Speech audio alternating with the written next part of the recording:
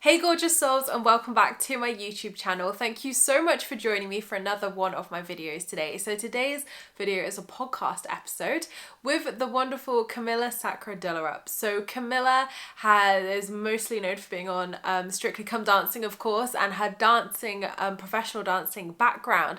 But now she has transitioned into being a meditation teacher, into spirituality, and it was so amazing to have this conversation with Camilla and talk all things inner child work, self-love, self-acceptance, how we can have that amazing positive relationship with ourselves. So I really hope you're going to enjoy this podcast episode. Please do let me know your thoughts below and your biggest takeaway from this episode as always. And of course, if you want to find any more amazing podcast episodes like this, I have a whole playlist here of the amazing guests videos here on my YouTube channel. And of course, you can find Spiritual Queen's Badass podcast on iTunes, Spotify, Acast, and any other major podcast platforms. So I really hope you're going to enjoy this. Please do let me know your thoughts. I loved this conversation. It was just full of so many amazing, powerful reminders of self-love and really prioritizing ourselves and healing as well. So thank you so much, guys, for watching. I appreciate all your views and likes.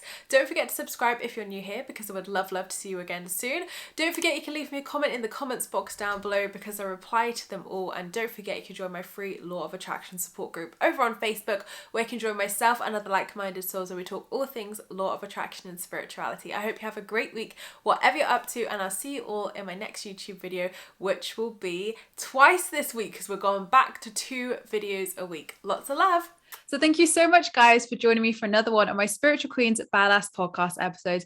I am so excited to have the lovely Camilla Sacre Dallerup with us today. So Camilla, if you don't know, is a trained life coach, master NLP practitioner, certified hypnotherapist, and meditation teacher, as well as a Reiki master. She is also a mindfulness-based stress reduction instructor and global best-selling author of 3 self-help books, including It's Not You, It's Me.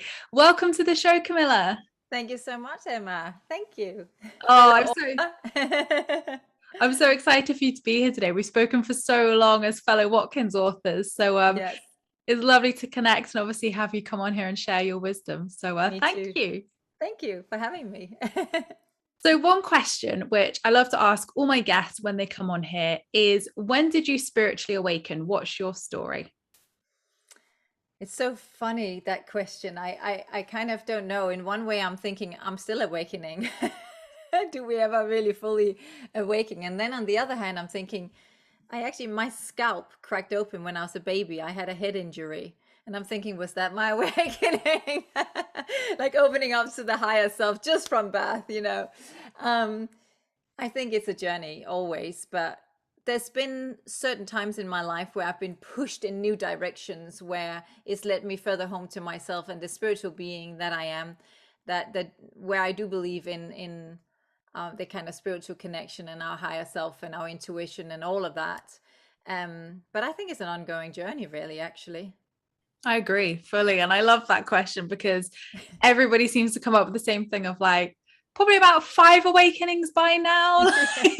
It's continuous. So it's lovely to hear everybody's different thoughts and perspective on it. And like you say, you've pivoted quite a bit in your life. So for anybody watching, you probably recognize Camilla, as she was one of the dancers on Strictly Come Dancing, which I used to love and watch. So so how do you feel that your kind of like spirituality has evolved, or you're connected to yourself? Do you feel that during those times there was always this, underneath, and you practiced that, or is it something more recent? Mm.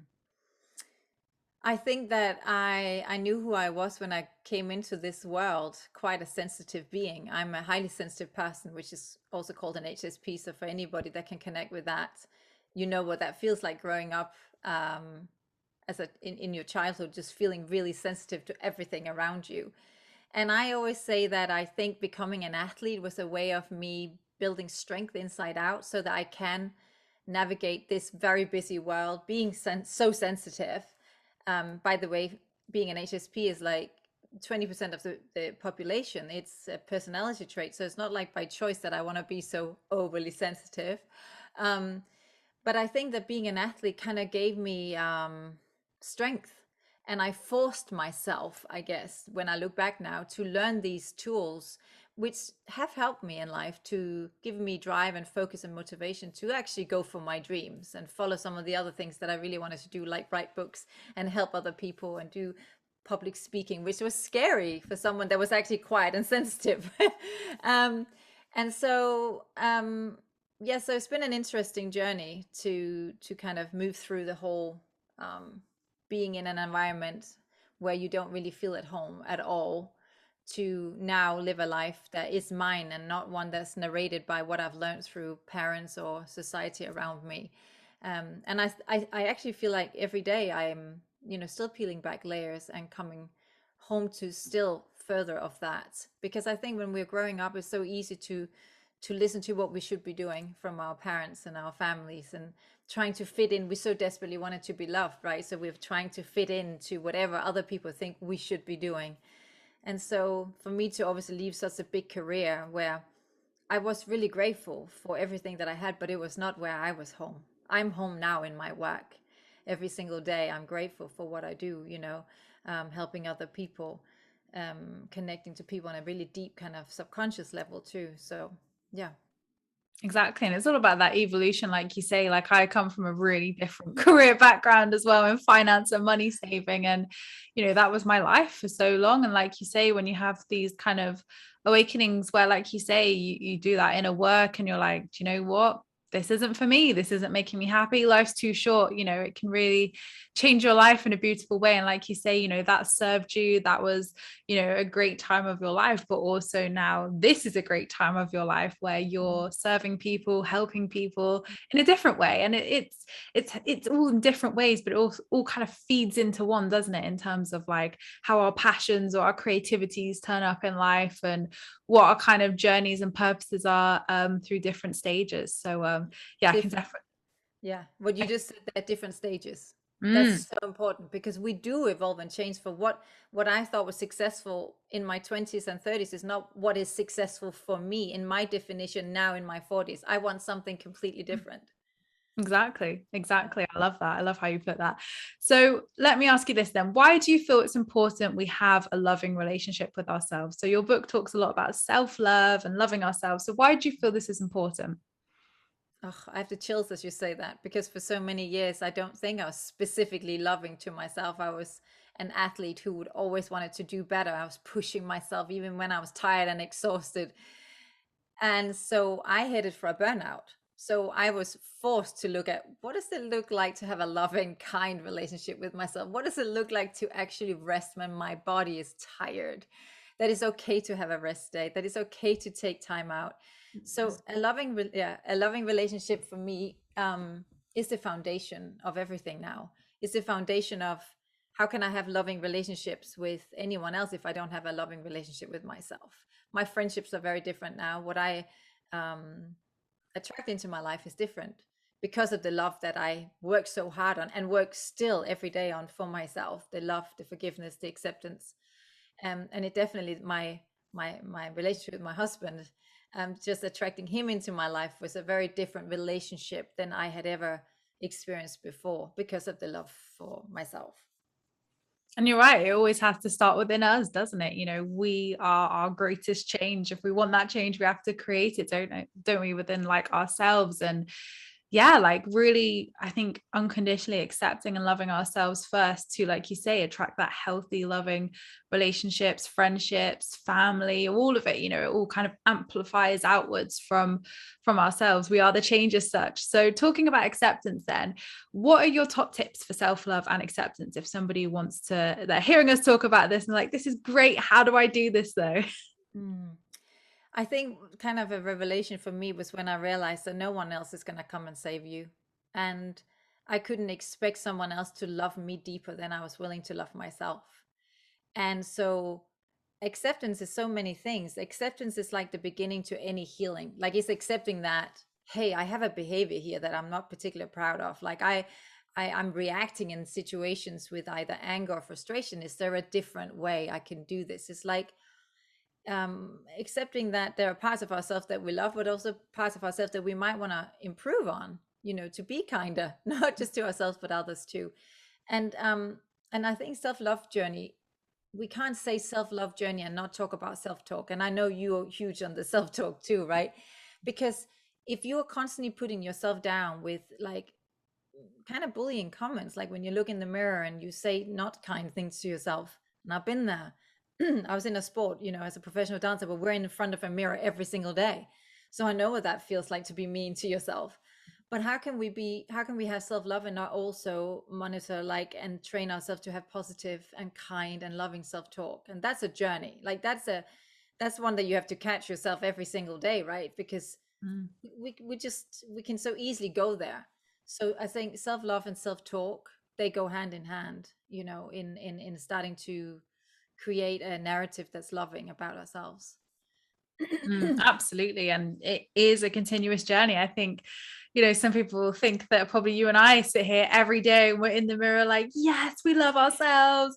And, you know, there's some days where I'm like, do you know what? I need to There's work another harder. wrinkle. Yeah. I need to work a bit harder today. Like, you know, okay, right. Yeah. Self-love needs to be worked on. And I think, you know, it's filling that self-love tank at the end of the day, isn't it? It's, you know, it's a continuous journey and relationship, just like any relationship. Our relationship with ourselves is a continuous one. If we're not, you know, contributing to it and, you know, focusing our energy on us as well, you know, how can you expect all your relationships to flourish? Just like any loving relationship, a partnership takes both energies, takes time, takes, you know, you have to be present, you have to be in it, you have to be working on, you know, working together, etc. But we don't always give that to ourselves. And I think it's really interesting that we're so willing to give to others, but not necessarily even to ourselves. So like, why do you think that we do that as a society, do you think?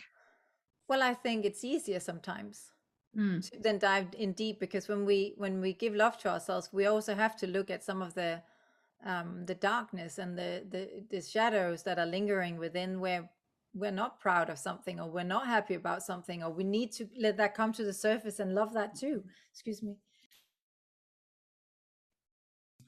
We need to let that bubble up to the surface and love that too. And I think it's probably 6 years ago, I was sat in a meditation class. I just finished my own class teaching, and I jumped into the class after me, and the woman that was teaching, she said some of the most helpful words that she'd ever been taught was to say at the end of a sentence where we've been a bit mean to ourselves, was to say, and I love myself anyway. Mm. And I just love that, because if you I practiced that, I think, for about 3 years. Every time, because it takes time to train your brain, as we know, right? It doesn't just happen. It's like any other, you know, muscle in the body that you're practicing. It takes time. And so I kept saying, if I was like, you're late again, and I love myself anyway. You didn't meet the deadline, and I love myself anyway. You're 3 months late on your deadline, and I love myself anyway. You know what I mean? I just kept saying, and that little sentence helped me to just like soften all of those times. Because if I can like tell myself off and then also be, you know, kind after, it was like really just felt really good. So little steps, I think, that we can catch ourselves. When are you really putting yourself down? And is that helping you? Is that supporting you? Really? So true. And I actually learned that, and I love myself anyway. I think it was from Brad Yates. I learned it from Brad Yates, who does EFT, emotional freedom technique. And I was obviously doing the tapping, and it was like, you know, saying, I choose to love and appreciate myself. I choose to love myself anyway. And I was like, do you know what? It's so true. If we could just give ourselves that little bit more compassion, that little bit more gentleness, that little bit more softness, to realize that we all mess up, we all make mistakes. We're not perfect. We can't be go, go, go all the time and productive, like you say. We have to honor ourselves. And I think that's a big part of self-love, isn't it? You know, honoring yourself and really saying, you know, like, you are always doing your best. And if you can't complete that task, I love myself anyway. Yeah. You know, the day still rolls on to tomorrow. That's what I've realized. Even if I don't do whatever, I'm like, the sun will still come up tomorrow. It's okay. And I think it is that. Yeah. Sorry, I was Sorry, I going was to say, just talking about self-love, we can't also say boundaries, right?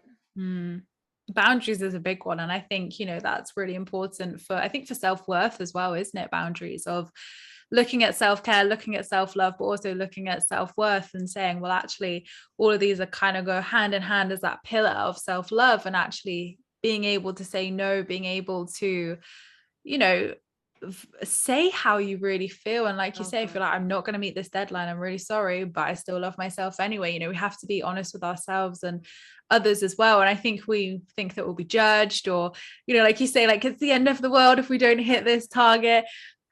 But the sun still comes up every day. Nothing bad happens. And it's funny how as humans we do this, right? Yeah. I like to remind myself sometimes there is no timeline. It's just like nonsense we've made up in our head. And I know people will say, well, there is, because that's a deadline and that's a deadline. And yeah, there are some deadlines, of course, you know. But the stress that we bring with those deadlines, that's what kind of blocks us sometimes. So when we just kind of let things flow, and I remember with my last book, with It's Not You, It's Me, I did have to ask for an extension. And it was one of those where I'm an athlete. I show up, I do my work. It was a big thing to negotiate with myself that it was okay to ring and say, I need another month or two. And they were totally fine. They were like, that's no problem at all. I was like, oh, okay. It was just my own judgment, like you said. Right. Exactly. And we can be our own worst critic and self-sabotagers sometimes, definitely, when, like you say, more like most likely than none, people are understanding, it's fine, there's plenty of time, and we are the ones putting that control and frustration on ourselves. So you mentioned blocks there, which is really interesting. So what do you think causes emotional blocks, and how can we clear them? So sorry, I'm just going to clear my throat again, Emma. So I think that when we talk about being blocked or stuck or any of kind of those limited beliefs, we're talking about what's lingering in the subconscious mind, because our subconscious mind was created when we were children, right? When we had no filter, from like 0 to 6 years old. And so what happens is, because the subconscious mind runs our lives 95% of the time as adults, sometimes there are some blockages, like old patterns, old software lingering that we're just playing out as adults. And we will actually use language that's not even aligned with the language that we use now. And I know that these are some of the things that you're really into as well.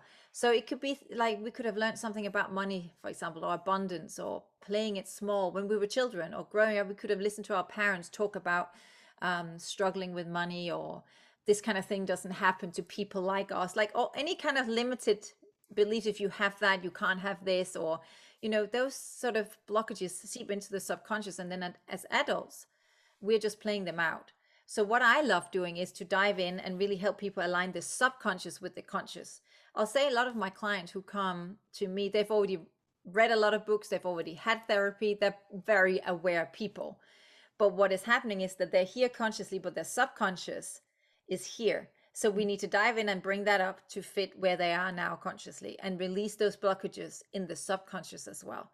Because they can be so aware, and they're like, I don't understand why I still react with like lack or scarcity when it comes to this, because I'm aware of it, but there's an old pattern lingering, and we need to go to the root of that. So I'm so passionate about that, because that helped me in my own career really to go for the, you know, the results, to really help me achieve in life and in my career. Exactly. And you're speaking my language here, Camilla. You're speaking my language. I know. Like, we could talk for hours about this. Like, we're both really passionate about inner child work, and we see the benefits of it, but it's because we've both done it. We've both lived that. And, you know, it's so true. I was definitely that person as well 3 years ago, where I was like, great, I've manifested so much stuff, but why am I so unfulfilled? Why do I have these limiting beliefs? Why am I still self-sabotaging? Why is there still this energy that is really blocking, you know, the real manifestations that I wanted? Like, where is it going wrong? Like, I was getting so frustrated. Like, what am I doing wrong? I'm doing what The Secret says. I'm doing what all these self-help books say. What's wrong with me? And I think so many people hit this, where, you know, a manifestation especially is sold as this like really simple thing, do this, do that, boom, when actually, as we know, like with the subconscious, like that is a massive part of manifestation. So what would you kind of advise for anybody who's maybe resonating with what we're saying? Like, where would you suggest for them to start? As they say, if you don't go within, you go without. Do the inner work. Do the inner work, inner child work. Like you said, it's huge. And it's so fun. People will separate the two and say, well, abundance and manifesting is like something over here. Like, oh, it's like fancy, magical stuff. And the inner child, that sounds kind of like deep, heavy work, like I have to do. But it's like, yeah, but if your inner child has not been told, you are worthy, honey, you are loved, you are amazing, you can do anything you want. That little inner child who maybe once was told that you can't do anything you want, you are unworthy, unlovable, or whatever, whatever, whatever, is going to go in and try and manifest with this contradicting, these contradicting thoughts. But when this inner child is like, I can do anything I want, I'm an individual, no matter what's happened around me, I am loved, I am lovable, I am worthy, you know, um, that's where you unlock the magic. The contradicting thoughts, I think I'm doing this because it's the only way I can describe it. It's like, I want this, I can do this, but then in the subconscious there might be something that goes, but are you worthy of that? Can you really do it? And we need to align them both in the same direction. So true, so true. And like, I think I know it's probably taking it a bit deeper, but it's really looking at that polarity, isn't it, of the yin, the yang, the masculine, the feminine. And it's like the inner child and our current self, we've got to have that relationship, that love and harmony with one another. It's not looking at that separation, it's saying actually all of these need to come hand in hand and live in that balance to create that balance that you want. So say it louder for the people in the back, Camilla, like so true. Inner child work. We'll change your life, people, from two people who can vouch for that, definitely. Magical work. So how can we start to reprogram our mindsets to feel abundant and worthy then? Yeah. So to access our subconscious mind, positive affirmations, because they're like direct orders to the subconscious, meditation, and hypnosis, right? So we kind of need to engage the subconscious, and that's what we can do, like when we kind of go into this sort of theta state through hypnotic practice.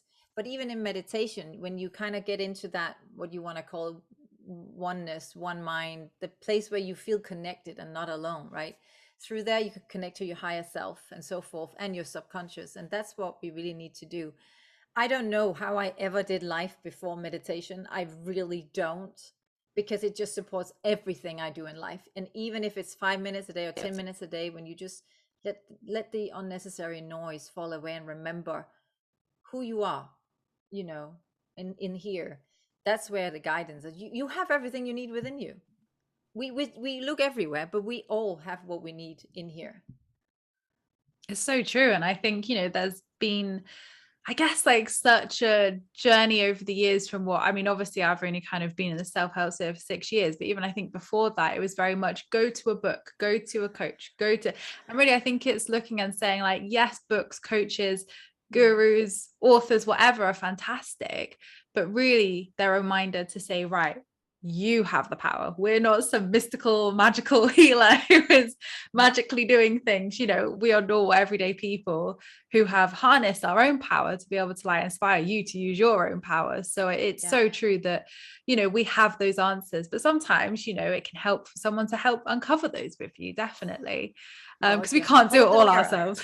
No, we're holding the mirror, right? We're holding the mirror. That's what I like to think. And sometimes I need someone to hold the mirror for me. I can be like, say to my coach, oh, I know I'm so close. I've got this, and can you just help me? And then they're like, I'm like, oh yes, thank you. We because we're so in it, right? We're in the tornado, as I say, of emotions. Sometimes we need someone else to just go, step over here and now take a look, right? And you're like, I see it now. I feel that. So true. I love that. And my last question to you today then, Camilla, is what is one piece of life advice that you would like to leave my lovely listeners with today? I mean, the words that just coming to mind is that do whatever work you need to know to remember that you are enough. Because that's where the magic lies. When you remember that in every situation in your life, the boundaries become easier to set when you remember that. The respect for yourself, the love for yourself, when you remember, oh, I am enough. It's okay to set a boundary. It's okay to move away from this relationship. It's okay to expect me to be loved in a different way. It's okay, like, just find a way to come home to the place within where you remember you are enough, because we're all born enough. Definitely. And it's all the experiences we go through, like you say, pre 7 years old, and even our adulthood and teenagehood as well. Like, you know, all these things shape us into what beliefs we carry, what thoughts we carry, what energy we have as well. And it's so true. Like what you said, I was like, gosh, if only I'd heard that 3 years ago, like that would have hit the spot. Right. That would have been what I needed to hear. Me too. If I'd heard that at 21, I just would have changed so many things. Yeah. Brilliant. Well, where can my lovely listeners find more about your work then, Camilla? So on my website, zenme.tv, and of course on Instagram at Camilla Dallerup. And where can everybody get your books as well if they want to have a read? Pretty much in all main bookstores or Amazon. So it's not you, it's me, Reinvent Me, and Dream, Believe, Succeed. There's lots of different things about the subconscious, hypnosis, meditation, and so forth in that. Amazing. And I have read Camilla's It's Not You, It's Me, and I highly recommend it, guys. It's amazing and just what you need to give you that positive reminder. So if you've loved today's episode, you will love that book as well. But thank you so much, Camilla, for coming on. It's been such a pleasure having you, and I've just really enjoyed our conversation. I've loved it. Thank you so much. Thank you, Emma. I want to give you a hug because it's been such a lovely time. Yeah, thank you.